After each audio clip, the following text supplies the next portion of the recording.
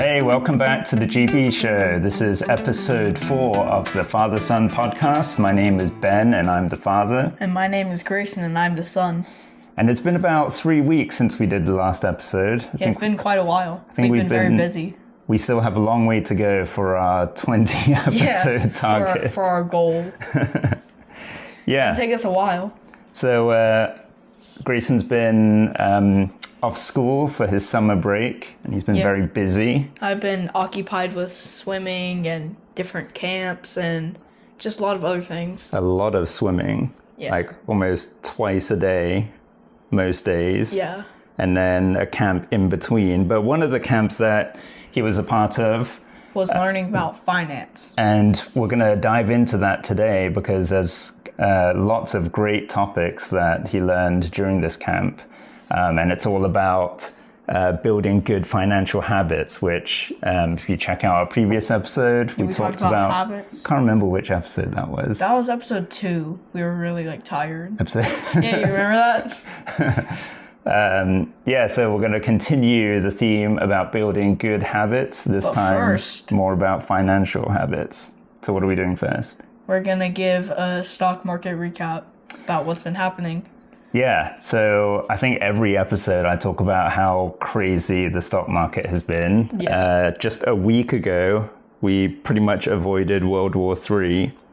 So in the month of June, there's just been some crazy events happening in the Middle East, which of course affects the stock market.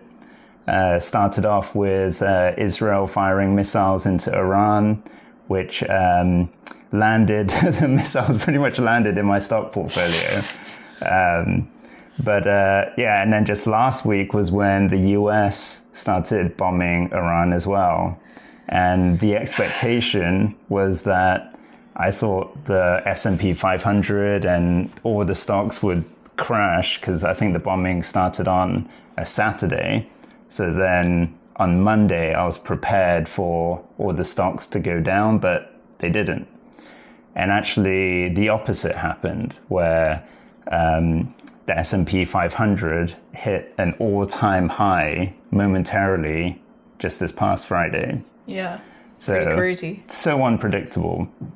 But just goes to show that these news cycles kind of happen, and you can't really predict what's the impact going to be on the stock market. So you just keep on investing. You almost need to ignore what's happening in the news because, sometimes the markets will go down, sometimes they'll go up, but you just keep investing.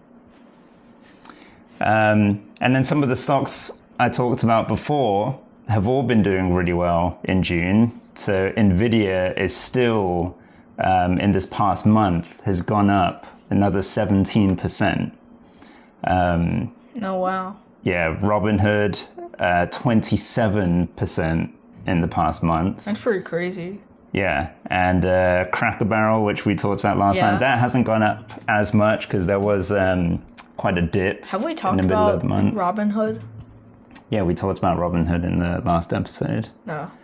Robinhood has been my top performer.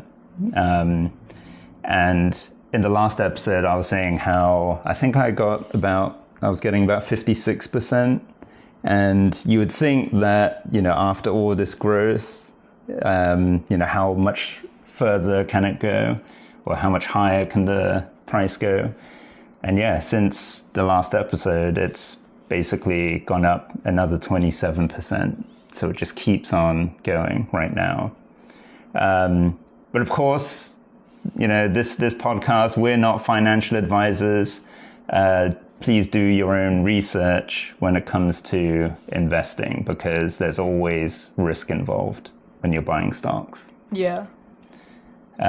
Which I did talk about the ARK fund, which is an ETF. Do you remember me talking about that in the last episode? Yeah, like a lot of technology companies. Yeah, so these are high innovation, bleeding edge technology companies like Tesla, Roblox is in there, Coinbase for the new kind of stable coin crypto, which is just went public. So lots of these kind of, some would say pretty risky. And I actually got some comments on TikTok about the ARK fund. Some people were saying that it's kind of a joke in the investment community. But since last time, it's gone up 22.57% just in this past month. Yeah. So it's been doing well, but it is a bit riskier. But because it's an ETF, the risk is spread out over 50 companies. Well, it's probably going to stay pretty stable. Maybe. Yeah, you never know with these things. But what made the fund go up this past month? So Tesla announced the Robotaxi. Did you see that? Nope. Like wait, is it like the self-driving car thing? Yeah. Yeah, so you can, I think with the current models, you can just give it a destination and there's some platform where you can charge for trips. And yeah, it's basically like a taxi that you can call like an Uber, but a Tesla kind of comes to pick you up. I thought it was like a car that you could buy. Yeah, I haven't followed it. There probably is a specific Robotaxi model, but I think the current models you can use as a Robotaxi. Like, is there like an app or something that you can use to like call them? Yeah, I think so. So apparently you can say if you had a Tesla, and we're not advising, we're not biased for Tesla. We're just talking about it because Tesla's in the ARK fund. But apparently, if you have a Tesla and you're not driving it, you can set it into taxi mode, and then other people can order a taxi, and then your Tesla will go and pick them up and do trips and earn you money. Oh. So like without you even having to do anything? Yeah, that's the idea. I don't know how well that's going to work in practice, because there's been some funny videos from the launch day or some testing that was done on the Tesla and the Robotaxi. And there were some videos showing the car, driving on the wrong side of the road, or, it doesn't look like it's the safest thing right now. At least those videos kind of looked a little scary. So it probably has a long way to go. Well, who posted the videos? Just people who were testing it. Yeah. But Waymo, is it Waymo? That's Google's version of the driverless taxi. So that's been operating in California for a few months now.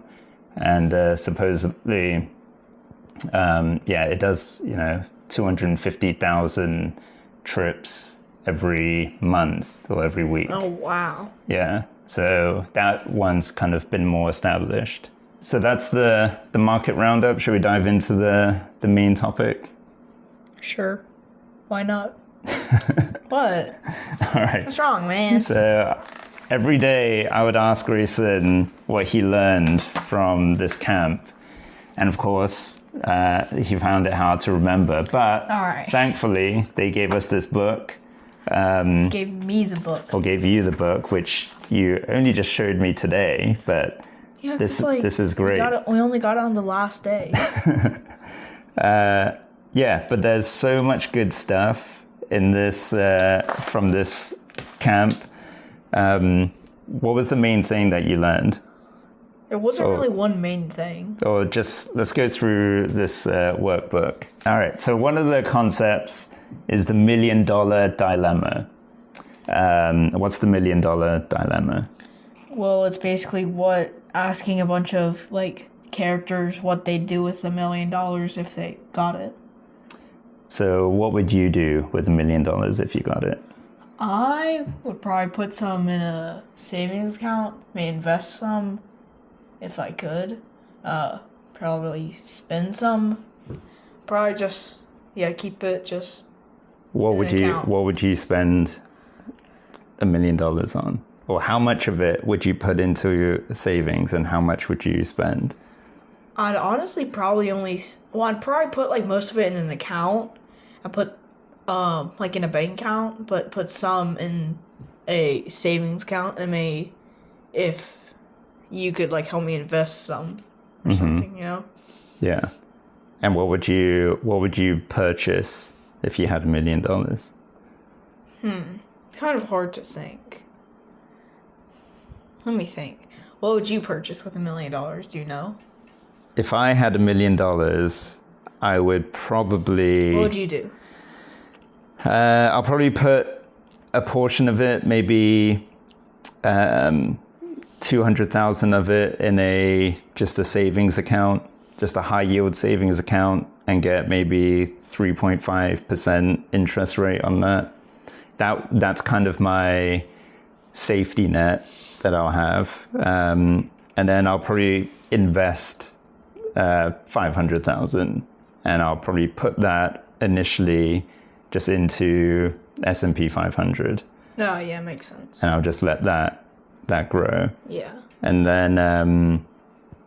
then that'll leave me 300,000, which I'll probably put 200,000 of that into, the stocks that have been doing well for me. So like Robinhood, NVIDIA. I'll probably buy the Mag 7. Can you name the Mag 7? Oh, wait. Okay, Microsoft? Yeah. Amazon? I can't remember. Was Amazon in? Yeah. Keep going. Apple? Tesla?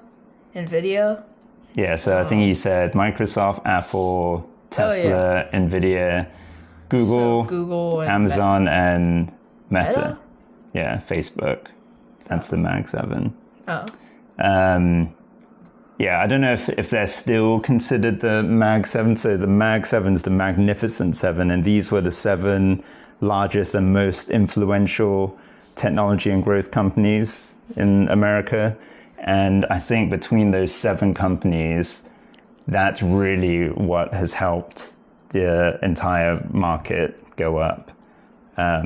So investing in just those 7, it's a bit higher risk because it's less kind of diversified. Those are mainly, they're all tech companies, yeah. Yeah. But there's so much growth just in those stocks. Yeah. So I'll probably put 300,000 towards that, or 200,000. And if I'm left with 100,000, I'll probably just go on vacation or something. Take the family. Spoil yourself. Maybe go do a tour of Japan.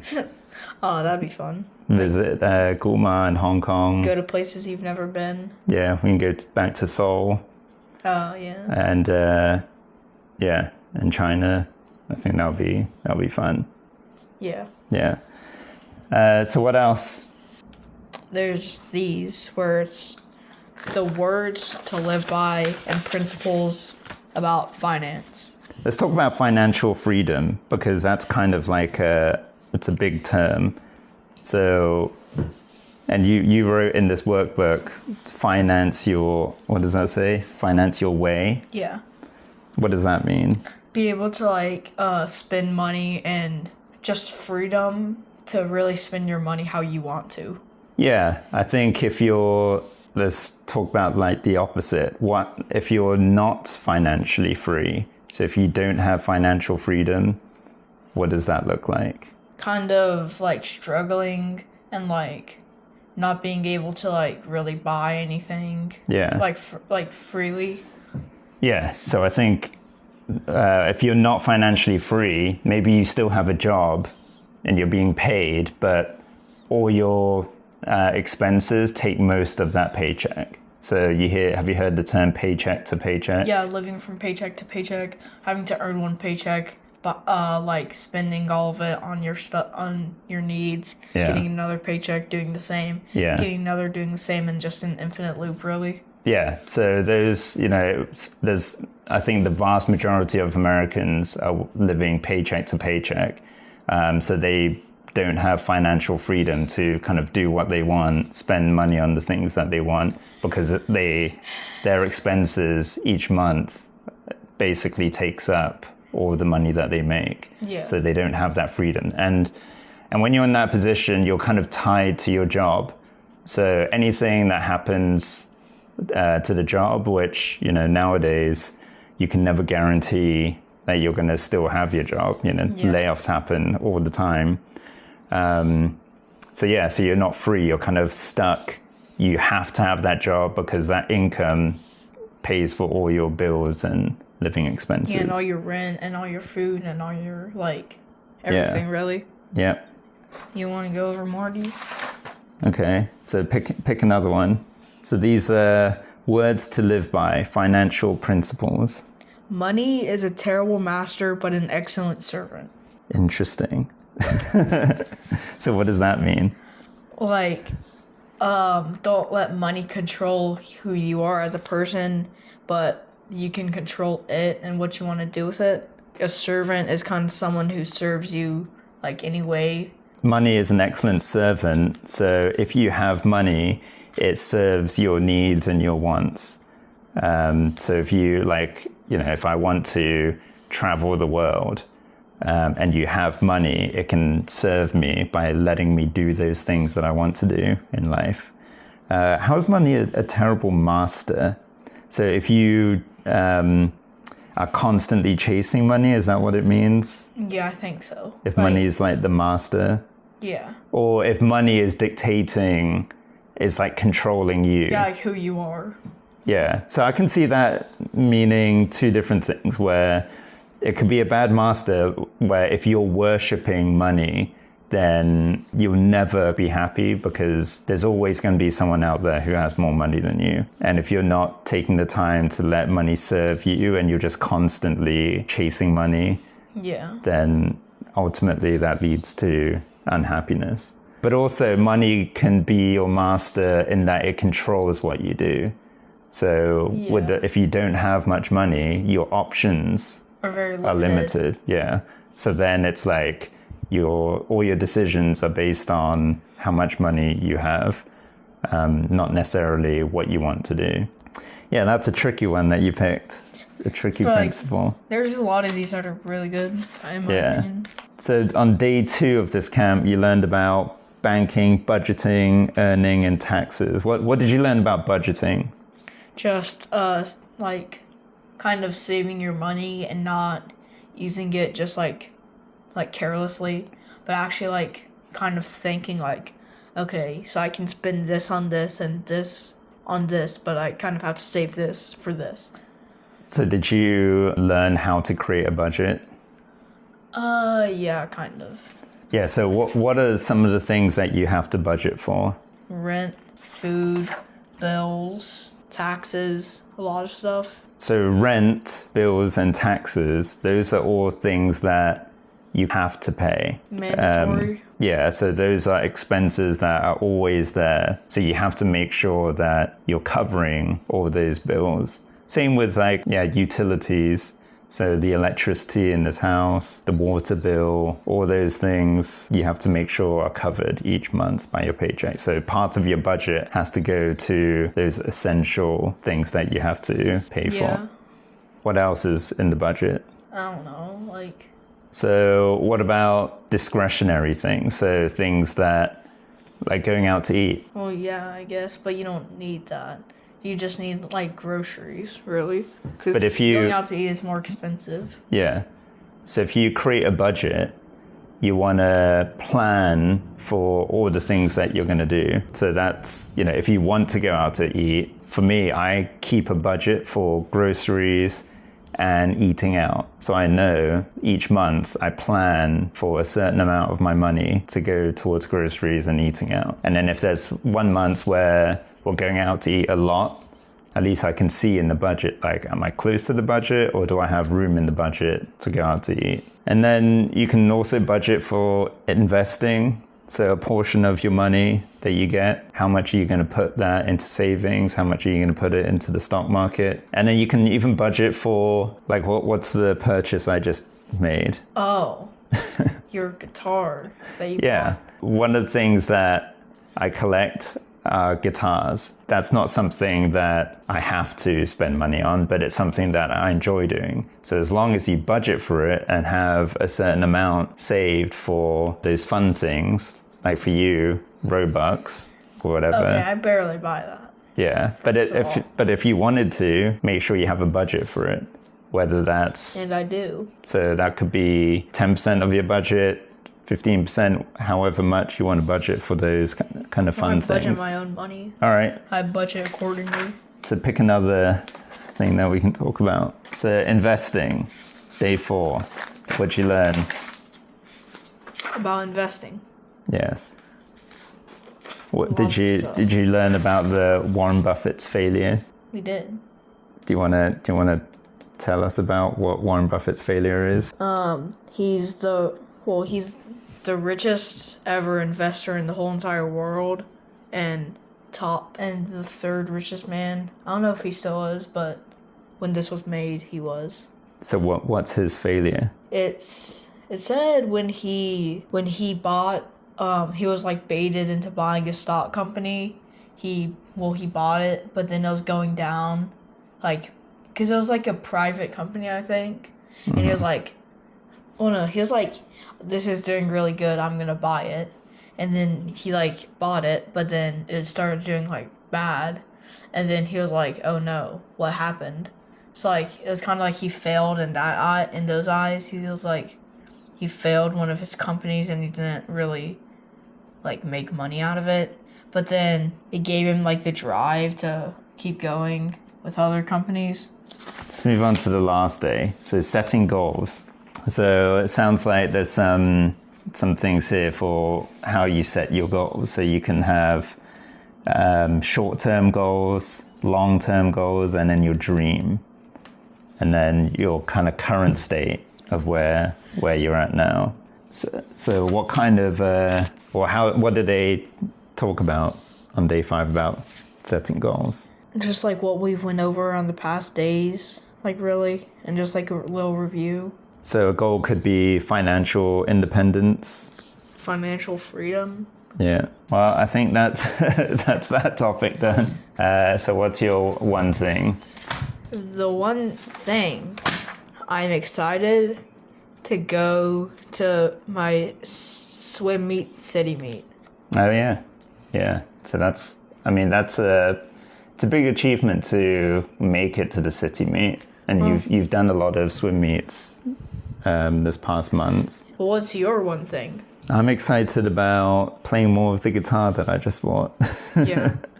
And playing that a lot. Yeah, and we're going to be going to England to see family. Yeah. In a couple of weeks, so I'm excited about going there, and then maybe recording an episode of the GB show there. Maybe a couple. Yeah. So that's it for this episode. Thank you so much for joining us. Yeah. Goodbye for now. Bye.